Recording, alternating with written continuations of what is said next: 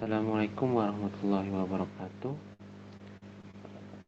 Alhamdulillahilladzi arsala rasulahu bil huda wa dinil haq liyudhhirahu 'alad dini kulli walau karihal kafirun. Asyhadu an la ilaha illallah wa asyhadu anna Muhammadan abduhu wa rasuluh. Allahumma shalli ala sayyidina Muhammad wa ala ali sayyidina Muhammad. Di sini saya Muhammad Ruzaifah dengan NIM akhir 118 dari akan menjelaskan tentang jamur Phytophthorus betulinus yang termasuk dalam divisi Basidiomycota. Tugas ini untuk menyelesaikan tugas mata kuliah mikologi pertanian. Sebelumnya dimulai dengan klasifikasi jamur Phytophthorus betulinus. Jamur Phytophthorus betulinus ini termasuk ke dalam kingdom fungi dengan divisi Basidiomycota. Lalu kelasnya Agaricymycetes dengan subkelas Holobasidiomycetidae. Lalu ordonya termasuk ke dalam Polyporales, familinya Pomitopsidaceae dengan genusnya Phytophthorus dan spesiesnya Phytophthorus betulinus.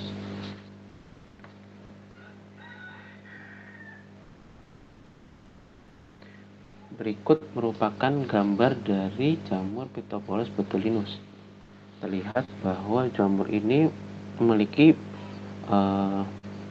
tubuh buah yang cukup besar. Tubuh buah ini hidup di batang tanaman hidup ataupun tanaman yang telah mati dan membusuk. Tubuh buah ini memiliki warna coklat dan bawahnya putih. Ada juga tubuh buahnya berwarna sedikit kecoklat mudaan, agak kemerahan, dan bawahnya tetap berwarna putih. Selanjutnya ada sejarah taksonomi jamur. Pada tahun 1753, seorang ilmuwan Carl Linnaeus mendeskripsikan jamur ini dan menyebutnya sebagai Boletus tuberosus. Dan kemudian ahli mikologi Prancis Jean-Baptiste Francois Albert Bouilliat mengubah julukan spesifik menjadi betulinus. Referensi penamaan ini merujuk pada pohon bridge yang memiliki nama latin Betula spp, yang dahulu merupakan tempat jamur itu tumbuh. Lalu pada tahun 1821, seorang ilmuwan bernama Bouilliat memindahkan genus jamur ini dari Polypore yang bersifat umum menjadi genus Polyporus.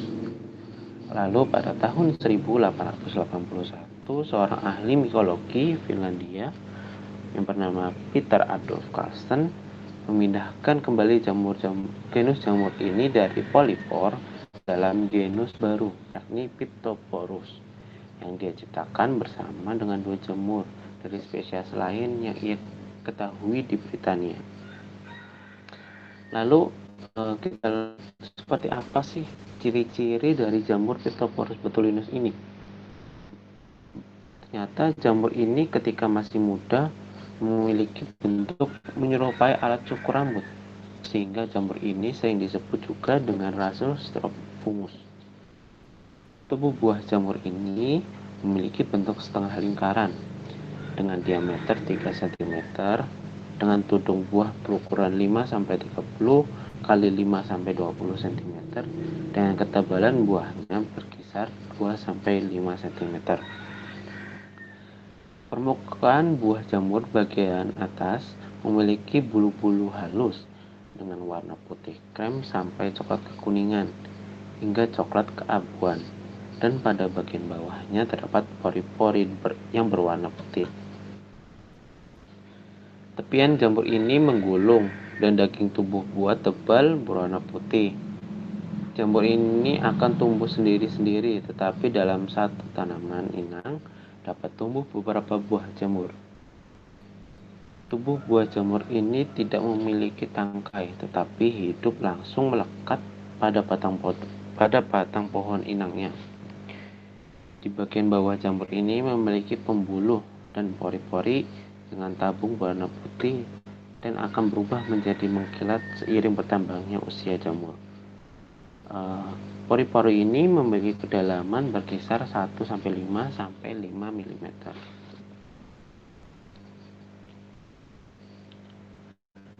Jamur Phytophthorus betulinus ini dapat ditemui sepanjang tahun, dan jamur ini tumbuh pada batang dan cabang pohon yang masih hidup atau hampir mati.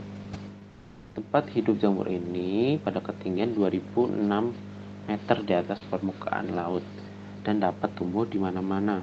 Jamur ini juga memiliki aroma khas jamur dan memiliki rasa yang pahit karena saat masih muda dapat dimakan. Jamur ini bersifat parasit dan juga saprofit fakultatif, yaitu terkadang hidup sebagai saprofit ketika tumbuhan inangnya telah mati. Jamur ini juga dapat menyebabkan penyakit brown rot atau penyakit akar coklat pada beberapa pohon inangnya. Lalu kita akan masuk ke dalam reproduksi jamur Basidiomycota yang reproduksi jamur Phytophthorus betulinus yang merupakan juga di dalam divisi jamur Basidiomycota, sehingga reproduksi jamur ini sama dengan reproduksi jamur dalam divisi Basidiomycota lainnya. Jamur Phytophthorus betulinus merupakan jamur yang ke dalam divisi Basidiomycota, sehingga jamur ini reproduksi melalui dua cara, yakni secara seksual dan secara aseksual. Alat reproduksi jamur ini yang pertama adalah reproduksi seksual jamur Phytophthorus betulinus. Alat reproduksinya jamur ini berupa basidium yang di dalamnya terjadi peleburan inti serta proses meiosis yang menghasilkan 4 spora seksual haploid atau N yang disebut basidiospora. Berikut merupakan tahapan reproduksi secara seksualnya. Tahapan yang pertama yakni bertemunya dua hifa yang berbeda, yakni hifa positif dan hifa negatif, yang dilanjutkan dengan peluburan sel antara dua hifa tersebut yang disebut dengan proses plasmogami, di mana proses ini menghasilkan hifa berinti sel ganda atau diploid yang disimbolkan dalam simbol 2N.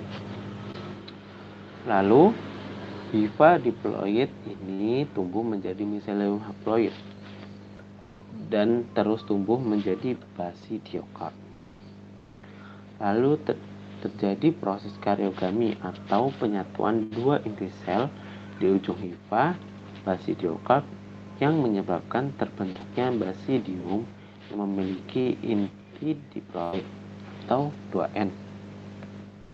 Selama di dalam basidium yang telah terbentuk, akan terjadi pembelahan secara meiosis oleh inti diploid dengan hasil 4 inti haploid. Lalu di ujung basidium terbentuk 4 sterigma yang nantinya keempat inti haploid tersebut akan bergerak masuk pada masing-masing sterigma sehingga berkembang menjadi basidiospora. Jika basidiumnya telah matang, maka basidiospora akan terlepas dan akan terbawa oleh angin ataupun vektor, dan bila jatuh ke tempat yang sesuai, maka basidiospora tersebut akan tumbuh menjadi hifa haploid yang baru. Lalu kita akan memasuki reproduksi Phytophthorus betulinus secara aseksual. Reproduksi jamur Basidiomycota secara aseksual terjadi dengan cara hifa haploid yang akan membentuk struktur conidia melalui tahapan proses meiosis yang nantinya akan menghasilkan conidiospora. Lalu Conidiospora ini akan terbang atau terbawa oleh vektor, lalu jatuh ke tempat yang sesuai untuk tumbuh. Maka Conidiospora ini akan berkecambah membentuk hifa baru. Lalu ternyata jamur Phytophthorus botulinus ini bukan hanya menyebabkan penyakit batang coklat pada tanaman inangnya, tapi juga memiliki kegunaan atau manfaat. Jamur Phytophthorus botulinus ini banyak juga digunakan dalam pengobatan tradisional dan telah diteliti oleh banyak peneliti untuk aktivitas fitokimia dan farmakologi. Zat kimia yang diteliti dalam fitokimia terdiri dari asam fenolik, senyawa indol, sterol, dan triptertan. Kandungan asam agarat yang ditemukan di tubuh buah jamur ini ternyata memiliki khasiat beracun bagi cacing cambuk yang bersifat paratis yang memiliki nama lain Trichuris trichura. Jamur ini juga ternyata ditemukan pada mayat mumi yang terkenal yang ditemukan di pegunungan Alpen di Tirol, yaitu Otzi de Iceman yang memiliki usia 5.300 tahun, sehingga diperkirakan bahwa jamur ini telah sejak dahulu kala digunakan sebagai obat penjahat tradisional untuk mengusir cacing cambuk. Sekian presentasi dari saya. Berikut merupakan daftar pusaka yang saya kutip, yaitu dari Hyola tahun 2011 tentang keanekaragaman jamur Basidiomicotta di kawasan Gunung Bawakaraeng dengan studi kasusnya kawasan sekitar Desa Lembana, Kecamatan Tinggi Moncong, Kabupaten Goa, dari jurnal Bionature volume 12 dengan nomor 2 pada halaman 93 sampai 100. Lalu dari Meilawati Nengah pada tahun 2013 yang memiliki judul Isolasi dan Identifikasi Jamur Kayu Hipnotik dari Vegetasi Mangrove Wonorejo, dari jurnal Science and Senipromids volume 2 nomor 2 halaman 2337 sampai 3520. Dan yang terakhir dari Otzi Santana, Belitner, dan Jasto pada tahun 2013 yang berjudul Gambaran Fitogenik dari Antonidia clade Basidiomicotta dengan Polyporales familinya, dengan jurnalnya yaitu Mycologia volume 105 dengan nomor 2 halaman 1391 sampai 1411. Terima kasih telah menyaksikan sampai detik ini. Mohon maaf bila banyak kesalahan yang saya ucapkan. Wabillahi taufiq wal hidayah. Assalamualaikum warahmatullahi wabarakatuh.